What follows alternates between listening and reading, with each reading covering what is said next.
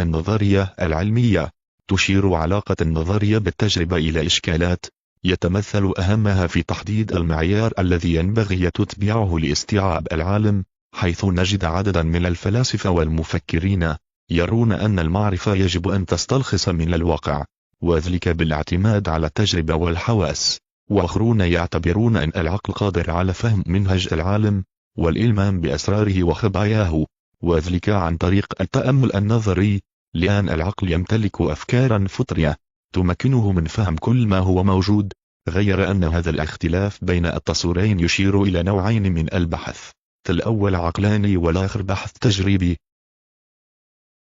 التجربة والتجريب. كلود برنارد. يركز كلود على أهمية التجربة والملاحظة في بناء المعرفة، مع التشبث بخطوات المنهج التجريبي، الملاحظة، الفرضية، ثم التجربة. روني توم. يركز روني على أن التجربة تحتاج إلى العقل والخيال، ويرجح دور العقل في بناء المعرفة من خلال صياغة الفرضية. العقلانية العلمية. تلبير أينشتاين.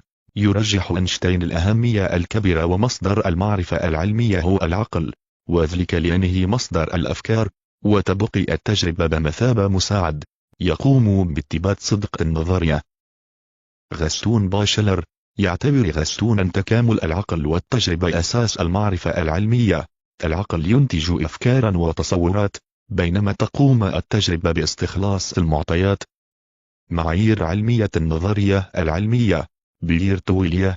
حسب تويليا كلما تعددت التجارب والاختبارات في وضعيات مختلفة، كلما ازداد الانسجام على النظرية، وأيضا يجب على النظرية أن تخضع لمبدأ المنطق. كارل بوبر.